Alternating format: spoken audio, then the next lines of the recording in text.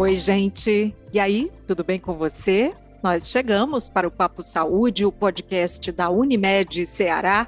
Quinta-feira é dia da gente se encontrar por aqui com um episódio novo, sempre com um tema de relevância. E para você não perder nada, você segue a gente na sua plataforma de áudio preferida. Se você está no Spotify, aí você classifica o Papo Saúde. É fácil, basta você clicar no ícone de estrela que fica logo abaixo da descrição. Então, vamos nesse papo.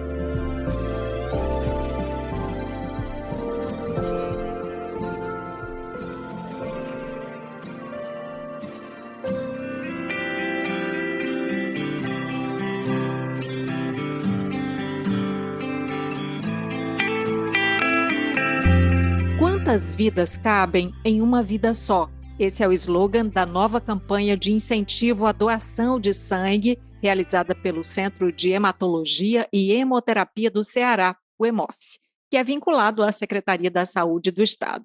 A ação acontece em alusão ao Junho Vermelho, mês no qual esse debate é ampliado. E nós nos juntamos a essa corrente de solidariedade e de reconhecimento da importância da doação de sangue voluntária, conversando agora com a hematologista e hemoterapeuta, diretora-geral do HEMOCE, Luciana Carlos. Olá, doutora Luciana, bem-vinda. Olá, obrigada, Maísa. Obrigado pelo convite, né? Muito bom estar aqui falando com vocês sobre esse assunto. Doutora Luciana, exatamente há um ano nós nos encontramos aqui, não é? É claro que o nosso tema é o mesmo, né? Salvar vidas. Então, eu gostaria de começar essa nossa conversa lhe perguntando: quantas vidas cabem em uma vida só? Eu acho que o doador de sangue não tem noção disso, né? O impacto que tem uma doação de sangue. Não são só os pacientes que vão receber o sangue que foi doado, mas tem um grande número de pessoas que são afetadas positivamente a partir daquela doação. Então, tem familiares, amigos, tem os profissionais de saúde que podem tratar adequadamente aquele paciente. Então, a doação de sangue tem uma amplitude muito grande, né? E realmente, assim, a partir de uma doação, vários pacientes são transfundidos. E cada paciente desse tem um entorno, né, que também é beneficiado a partir dessa doação. Então, são muitas vidas que cabem numa vida só, num gesto só, né, a partir desse doador voluntário espontâneo. Doutora Luciana, essa amplitude também tem se dado em relação à importância do Junho Vermelho, porque é uma campanha que é relativamente nova, né? A OMS, em 2015, se não me engano, escolheu o dia 14 de junho para ser o Dia Mundial do Doador Voluntário de Sangue. E aí, a partir desse dia, em torno desse dia, surgiu a ideia de se comemorar o mês inteiro, né, de se dar uma certa visibilidade maior à doação de sangue nesse mês, né, porque é o mês que abriga o Dia Mundial do Doador Voluntário de Sangue. E esse dia foi escolhido porque é o aniversário do Dr. Karl Landsteiner, que é um pesquisador que descreveu os grupos sanguíneos. Então, a partir disso é que a gente conseguiu fazer a transfusão segura, né, a transfusão com menor risco. E aí foi escolhido para ser o dia que comemora, né, o doador de sangue, que é quem possibilita as transfusões. E no Brasil, né, esse Junho Vermelho tem tomado uma importância muito grande, é muito bom isso, porque amplia essa discussão, como você falou, né, e dá maior visibilidade, né, à importância desse gesto. A senhora falou aí justamente lá do nascimento, né, disso tudo, dessa campanha. O que significa o tipo sanguíneo? Bom, até a gente conhecer os grupos sanguíneos, né, a gente não sabia como é que a transfusão dava certo e quando ela não dava certo. Então, a transfusão era meio uma roleta russa, porque a gente não sabia o que era que estava por trás, né, das regras de compatibilidade. Então, existiam algumas situações que a transfusão piorava muito o quadro do paciente e às vezes podia até levar o paciente a óbito. E a gente não, os médicos, os cientistas não sabiam exatamente por quê. A partir do momento em que a gente conseguiu entender os grupos sanguíneos e as regras de compatibilidade, né, quer dizer, um sangue não é igual ao outro, mas pode ser compatível com o outro. E aí você tem a transfusão sem o problema da hemólise, sem o problema das reações transfusionais relacionadas a essa incompatibilidade, né? E o sistema B O é o mais importante. Então, a partir daí, a gente conseguiu começar a fazer a transfusão de uma forma mais segura, né, entendendo que doador poderia ser para cada paciente e vice-versa. E aí a transfusão evoluiu, né? E aí a gente saiu daquela situação da transfusão ser uma coisa salvadora, uma coisa meio heróica, para uma situação corriqueira, a ponto da Organização Mundial da Saúde dizer que um hospital não atinge sua eficácia se ele não for capaz de fazer uma transfusão. Então, a transfusão está por trás, né, de cirurgias, de atendimento de urgência, de atendimento de UTI, de atendimento a gestantes e a neonatos, quimioterapia. Então, uma série de tratamentos que são possíveis por causa da possibilidade de fazer uma transfusão. Não que toda vida a transfusão seja necessária, mas quando ela for necessária, ela pode acontecer. Então, isso tudo surgiu, né, a partir desse entendimento, né, das regras de compatibilidade, né? Por isso que o dia 14 de junho foi escolhido como marco, né, para a gente ter uma transfusão mais segura no mundo todo, né? Tem algum sangue que é, digamos assim, mais difícil? Porque a gente sempre ouve falar nisso, né? O sangue raro e tal, tem o sangue dourado, eu não sei. Explica para a gente, assim, brevemente, o que é isso. A gente herda dos pais, né, os genes que vão determinar, né, cor do olho, cabelo, altura e os antígenos que estão presentes nas hemácias. E em algumas situações, essa combinação pode desencadear ou pode aparecer como um fenótipo não muito comum, né, em função dessa herança. E aí a gente tem os sangues raros, né, situações de sangues raros, que aí podem ser relacionadas ao sistema BO, como o Bombay, por exemplo, né, a BO mais o sistema H, mas tem outros grupos sanguíneos, né, outros sistemas de grupos sanguíneos, e hoje são mais em torno de 40, né, sistemas de grupos sanguíneos. Ah, é? São mais de 300 antígenos e anticorpos já conhecidos. Então não é só aquela coisa de A, B, O. Não. Aquilo, a gente dizer que é A positivo é como dizer assim, eu sou mulher morena. É muito pouco, diz muito pouco da hemácia. E quando a gente está transfundindo, a gente precisa saber muito mais. Então, no serviço de hemoterapia, a gente faz muito mais coisa do que só o A positivo, O negativo. A gente faz muito mais do que isso. E algumas pessoas são identificadas com sangue raro porque são pessoas que têm antígenos muito pouco frequentes na população ou que têm antígenos que são muito frequentes. Então, é uma pessoa diferente. E, às vezes, ela é raro aqui, mas não é raro em outro local. E aí é importante a gente entender esses doadores, conhecer, saber onde eles estão, porque quando eu tenho um paciente raro do mesmo fenótipo desse doador, eu vou buscar esse doador para aquele paciente. É por isso que, às vezes, a gente precisa mandar esse sangue para outros estados, para outras cidades, para outros países, né, como o Hemócio já teve a oportunidade de fazer, ou receber isso. Então, a gente tem como se fosse um catálogo, né, desses doadores.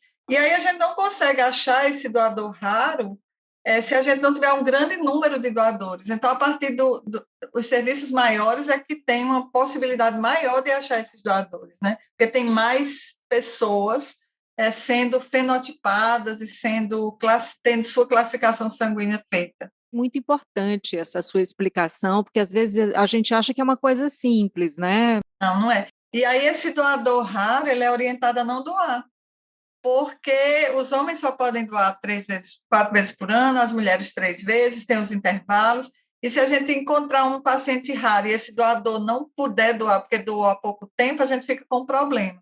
Olha só. Então, esse doador é orientado, né? Ele sabe que é um doador raro, mas ele é reservado. Então, você não vai doar, a não ser que a gente solicite. Porque aí, quando a gente solicita, é porque a gente sabe que tem um paciente raro precisando. Sobre essa quantidade, né, de pessoas que precisam ser fenotipadas, eu lembro que a senhora falou no ano passado que a meta de vocês é terem, isso falando daqui do Hemócio, no Ceará, né, é ter cerca de 300 candidatos à doação todos os dias, né? Isso. Eu lembro também que a gente falou sobre a queda no número de doadores em 2020, né? Por causa da Covid. Da Covid, de 15% a 20% no Brasil, né? E aqui eu acho que era 15%. Como é que está isso agora?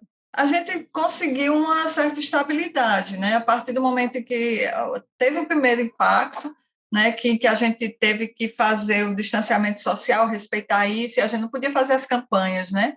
A partir do momento que a vacinação começou a andar e que as coisas começaram a voltar, né, ao normal, a gente conseguiu também estabelecer o agendamento dos doadores, a gente conseguiu que a população entendesse, né, que não pode ir todo mundo junto, tem o agendamento. Então, a gente conseguiu organizar isso, né, e realmente a gente voltou, né, não para o patamar de 2019, o ano passado a gente ainda teve um pouco menos de doador, mas não chega a comprometer o atendimento. A gente conseguiu manter o número de doações que foi suficiente para atender a demanda da população, porque esse é o objetivo.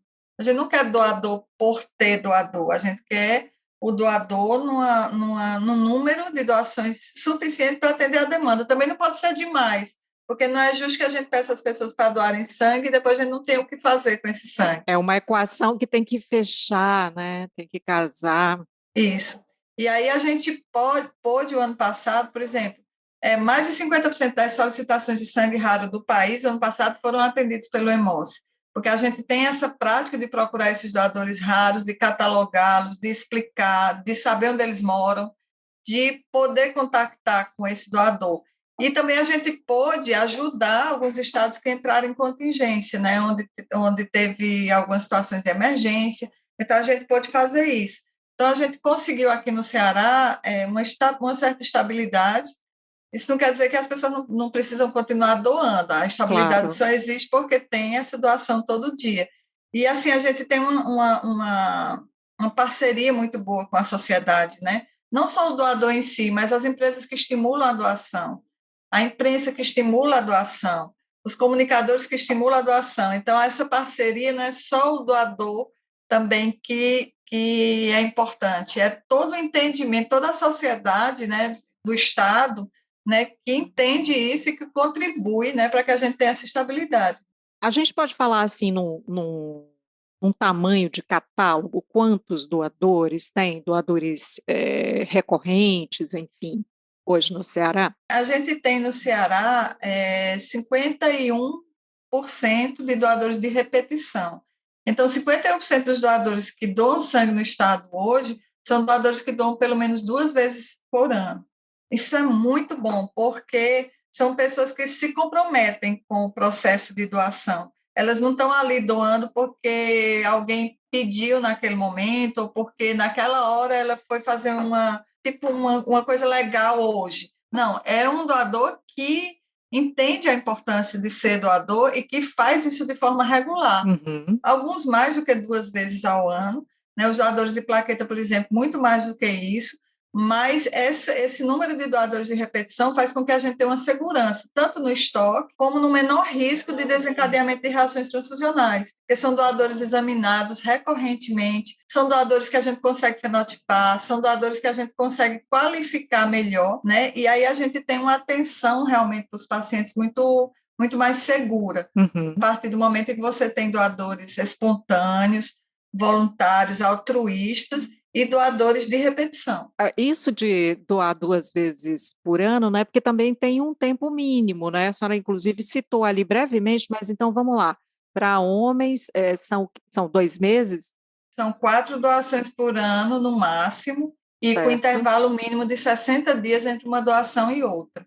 Então, não adianta a gente querer que só aquelas pessoas que querem doar, doem sozinhas, elas não vão resolver o problema. Eu preciso de Uhum. um número grande, que é como se fosse uma mão lavando a outra. Um homem só pode doar 4 vezes por ano, mulher só pode doar 3 vezes, e o intervalo é de 90 dias, porque tem o sangramento menstrual, normalmente você tem uma hemoglobina mais baixa, uma perda já regular de ferro, e aí você não pode fazer a doação no mesmo ritmo, né, do sexo masculino. Então, assim, a gente tem que ter um número de doadores que, mesmo que não chegue nesse máximo de doações por ano, seja suficiente para estar sempre alimentando o estoque. Eu estava lendo justamente sobre essas restrições, né, para doação. Tem um prazo de 4 semanas. O COVID são 10 dias assintomático. A cirurgia, dependendo do tamanho da cirurgia, vai ser 3 meses ou 6 meses. Se você foi para o dentista, se você então está tomando algum remédio, então se viajou, né? Se tem uma série a gente faz 69 perguntas, né? Então, assim, toda vez que você se candidata a doar, né, a gente faz alguns exames da hemoglobina para saber se o nível de hemoglobina está acima do recomendado pelo Ministério da Saúde, que é uma recomendação mundial, né, que a gente está, vamos dizer, alinhado, o Brasil está alinhado com isso, né, pressão, pulso, temperatura, e depois a gente faz perguntas, né, sobre a vida, hábitos, histórico médico, medicamentos. Então, a gente faz uma série de perguntas e, a partir das respostas do doador, é que a gente pode decidir se é segura naquele momento. Segura para quem? Para o doador e para os pacientes que receberão o sangue que está sendo doado. Então, a segurança, a gente sempre tem esse olhar duplo, né, de segurança para o doador e segurança para quem vai receber o sangue. Isso só é possível, essa decisão é uma decisão que é tomada de acordo com os critérios definidos pelo Ministério da Saúde, mas a partir das respostas que o doador dá. Então, assim, esse doador ele precisa estar consciente de que ele precisa responder com sinceridade, ele precisa responder aquilo corretamente, que está sendo perguntado, para que a decisão seja tomada de uma forma correta, porque senão ele pode correr riscos, ou os pacientes podem correr riscos. E tem aquelas pessoas que nunca vão poder doar, né? Porque as restrições são em definitivo. Nessa entrevista a gente tem 3 resultados, né? A aptidão, que aí quando você preencheu todos os critérios e vai poder fazer a doação, que aí aqui no nosso estado 75 a 80% dos candidatos são aptos. E aí você tem a inaptidão temporária, por exemplo, fui para o dentista, 72 horas de inaptidão. Então, eu só vou poder doar depois de 3 dias que eu fui para o dentista. Então, isso é uma inaptidão temporária. Fui para a zona endêmica de malária, Manaus, ou alguma cidade que tem um alto índice de parasitário para malária. E você vai ter 1 ano de inaptidão. Então, isso é informado ao doador. E tem algumas situações que a inaptidão é definitiva. Por exemplo, se eu tenho um histórico de neoplasia, por exemplo, eu tenho inaptidão definitiva. Tem algumas outras situações. Quem teve hepatite depois dos 10 anos de idade também é uma inaptidão definitiva. Esses critérios eles podem mudar a partir do momento que a gente insere novos exames no laboratório e que os trabalhos, né, as evidências científicas mostram que aquele critério não tinha tanta importância assim. Por exemplo, tatuagem, agora a gente tem tatuadores e estúdios de tatuagem mais seguros, fiscalizados pela vigilância sanitária. Então, o tempo de inaptidão da tatuagem está caindo, porque o risco está diminuindo, o risco de contaminação, entendeu? Então, isso muda, né? Por isso que pode ser que alguma pessoa que era inapta há um tempo atrás, depois que a portaria do Ministério muda, ela possa realmente voltar a doar. Ótimo. E quais são os principais empecilhos, ou quais são os principais desafios, né? Para usar uma palavra que é mais utilizada, né? Quais são os principais desafios hoje para atingir esses prováveis doadores, né? A gente tem o desafio do serviço de hemoterapia, né, do Hemocentro, é você conseguir que as pessoas, motivar as pessoas a fazerem a doação agora, né? Como é que a gente consegue que 330 pessoas todos os dias, diferentes, né, compareçam ao serviço? Não são 330, porque eu preciso de 300 doadores, né? Mas como eu tenho os inaptos, então, os candidatos são muito mais. Então, eu preciso que 400 pessoas todo dia se interessem e vão ao serviço para fazer a doação. Então, isso é um desafio, é como é que a gente consegue manter esse tônus, né, de pessoas interessadas em doar, pessoas motivadas para doar, sem a gente oferecer nada em troca. Porque esse é que é a grande questão. A gente não pode oferecer nada em troca por questões morais e éticas. Legalmente também você não pode remunerar o doador, mas também porque quando aquele candidato ele está motivado indevidamente, ele quer receber alguma coisa em troca, ele pode não responder adequadamente às perguntas que a gente faz. E aí a segurança fica quebrada. Então, essa questão do voluntariado e do altruísmo é muito importante para garantir ou para diminuir o risco, né? Melhorar a segurança para doadores e pacientes. Por isso que a OMS fala tanto nisso.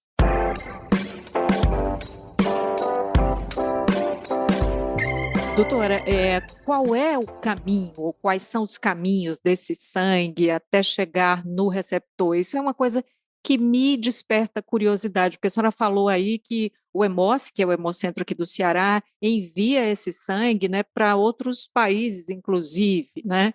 Então, qual é esse caminho? A gente tem uma política nacional do sangue, né, e uma política estadual do sangue, que tem uma regionalização de atendimento. Então, assim, a rede do estado do Ceará, como as outras redes, ela deve estar preparada para atender a população do seu território, né? Então, a gente tem um número de serviços que está preparado para isso, e a partir desses serviços maiores que coletam e produzem os componentes a partir do sangue doado, você vai distribuir isso para os hospitais que têm maior necessidade, e aí esse estoque ele é sempre descentralizado.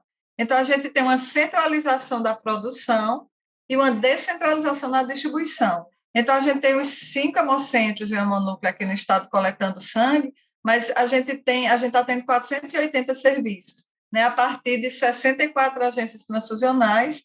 Então, assim, a gente vai distribuindo isso de uma forma que é capilarizada, né, identificando onde é que os pacientes que precisam de transfusão estão.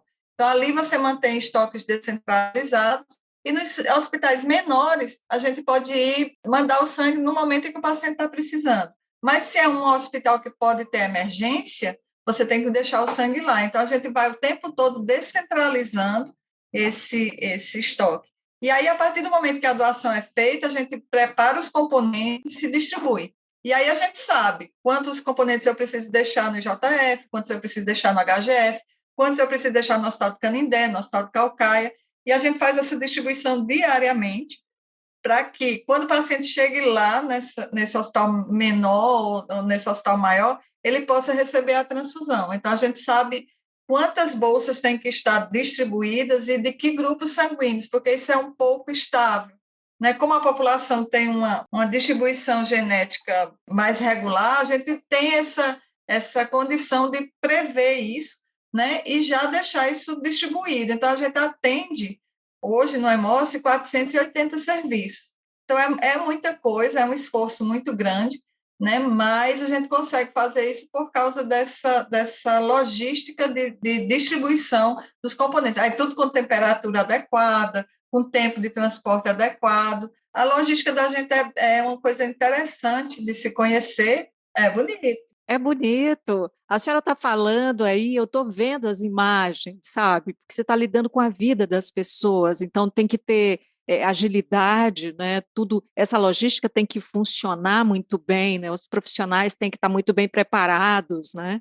Não pode falhar. Eu imagino o comprometimento, o nível de comprometimento, né? A gente trabalha num serviço que não pode falhar, né? Então, a gente é muito redundante, né? A gente tem várias travas de segurança, né? Por isso que a gente busca as certificações. Agora, a gente conseguiu a acreditação internacional pela Associação Brasileira de Hematologia e Hemoterapia e a Associação Americana também. Aliás, é o primeiro hemocentro do Nordeste que recebe essa certificação internacional, né? Isso, e o 7º do país, exatamente. Por que a gente busca tanto isso? Dá um trabalho, mas assim, a gente precisa ter essa certeza, né, de que os nossos processos estão adequados, né, de que eles estão dentro dos padrões que são recomendados nacionalmente e internacionalmente. Então, o Hemócio tem um compromisso muito grande com isso, né? Isso não quer dizer que os outros serviços também não tenham, mas a gente busca realmente esse reconhecimento e a gente conseguiu, né? Foi uma coisa muito boa, né? Você vê isso. E isso dá uma certeza para a gente de que a gente realmente toma conta do nosso processo, né? E de que os nossos doadores e pacientes podem contar com isso, né? Com esse compromisso do Hemóce em manter, em diminuir o risco. É muito difícil dizer garantir a segurança, mas ter o menor risco possível que a gente consegue ter dentro do estado da arte do que a gente pode fazer hoje com os recursos que a gente tem hoje, né, no mundo. A gente está falando muito, né, de fome no país, né, 33 milhões de brasileiros que passam fome no país, e a figura que vem sempre é do Betinho, né, que foi uma grande figura na luta contra a fome no país. Que saudade dele agora, né? Como ele está fazendo falta agora. Não é? E como ele está fazendo falta, e ele foi vítima de um momento em que não havia, né, tanto tantas condições, né, para se garantir transfusões de sangue seguras, né, enfim. O Betinho era hemofílico, né, ele e os irmãos, né, o Lúcio e o Enfio também, e eles se contaminaram com HIV no momento em que o tratamento do hemofílico era a partir do crio precipitado, e como a gente não se conhecia o HIV na época, né, e não se sabia da possibilidade de transmissão na transfusão, eles se contaminaram e o Enfio, inclusive, veio a óbito em função disso, né. O Betinho teve uma vida mais longa, e ele se envolveu muito com essa questão do que ficou na Constituição, de não poder da não remuneração do doador, da não comercialização da transfusão, depois na Lei 10.205, que é quem define a Política Nacional do Sangue, que foi chamada de Lei Betinho, porque ele era uma testemunha viva, né, da importância da gente ter segurança nesses processos. Eu ainda eu não sou tão velha assim, mas também não sou tão nova, e eu ainda vivi situações em que você precisava transfundir pacientes com sangue não examinado, né? Porque no interior você não tinha isso, né? E aí, a partir dos hemocentros, a partir dessa organização da Política Nacional do Sangue, que o Betinho foi muito importante, eu fico feliz de você citar isso, porque eu acho que essas histórias, elas não podem ser esquecidas, né? Essas pessoas, elas não podem ser esquecidas, porque são pessoas que conseguiram mudar, né, um jeito errado de fazer. Então, a gente tem que honrar isso, né, e continuar subindo essa escada, né, porque, na verdade, não para, né, você vai subindo essa escada, e com compromisso de não descer degraus, né, então hoje a gente já tem, os hemofílicos já têm uma possibilidade de tratamento diferente, né, o risco para eles é muito menor, mas isso só foi conseguido por causa dessas pessoas que lá atrás, né, trabalharam e motivaram e construíram esse jeito diferente de fazer. O Brasil tem uma política nacional do sangue muito interessante, né? E isso faz com que dentro da América Latina a gente tenha também um certo protagonismo, né? Nós somos responsáveis por 60% do sangue que é doado e transfundido na América Latina. Então, por causa da nossa população, mas também por causa da organização, né? A gente consegue transfundir pacientes mesmo em hospitais muito pequenos e em cidades muito longínquas, a partir dessa distribuição que os hemocentros conseguem fazer, né? Olha, doutora Luciana, eu quero então deixar aqui, né, o nosso abraço, a nossa admiração à senhora e a todos esses profissionais. A gente reconhece definitivamente a importância do trabalho e quero desejar também que esse junho vermelho seja de fato ampliado para a sociedade, que essa parceria siga e que vocês continuem salvando muitas vidas. Eu queria agradecer a vocês, né, esse Junho Vermelho ser bem vermelhinho mesmo, não só aqui no Ceará, mas no Brasil todo, né, porque a gente precisa realmente que as pessoas se comprometam cada vez mais com essa doação voluntária e colocar o hemocentro à disposição. O que eu estou falando aqui também, muitas coisas podem ser aplicadas em outros estados, né, mas colocar a gente sempre à disposição para estar esclarecendo e para estar. Quem quiser conhecer o Hemócio, a gente tem o maior prazer em mostrar os laboratórios, porque a gente não imagina o que acontece para que aquela bolsinha de sangue chegue do lado do paciente. É bonito de ver. Se você quiser conhecer, a gente está lá para receber vocês e mostrar, né? E que todo mundo possa participar disso, né? Se não pode doar, mas pode fazer campanha, pode ajudar, pode criar estratégias de levar doadores, então todo mundo pode participar dessa grande corrente. E eu sou muito feliz profissionalmente de poder trabalhar numa instituição assim, porque eu realmente acho que faz toda a diferença. Muito obrigada. Obrigada mesmo. Parabéns, muito obrigada. E assim nós chegamos ao final do episódio de hoje do Papo Saúde. Lembro que foi gravado de forma remota e que, por isso, a qualidade do som pode não ser a ideal e a que nós gostaríamos de entregar a você. Não esquece de seguir a gente na sua plataforma de streaming favorita. Se você curtiu esse episódio, aproveita para compartilhar. Muitas das informações podem interessar a outras pessoas. E você pode ainda ouvir o episódio do ano passado. Lembra que falei a você que a gente se encontrou aqui com a doutora Luciana Carlos? O episódio 58 tem outras informações que vão complementar ao que foi dito aqui. Não esquece de classificar o Papo Saúde se você está no Spotify. Aproveita para dar 5 estrelinhas para a gente. Se inscreve no nosso canal no YouTube. Assim você recebe notificação sempre que tiver episódio novo por aqui. Cuidar de você, esse é o plano. Você pode entrar em contato com a Unimed Ceará pelos perfis oficiais no Instagram e Facebook ou pelo site, acessando www.unimedceara.com.br. Esse podcast é desenvolvido pela Leme Digital. Até a próxima. Saúde!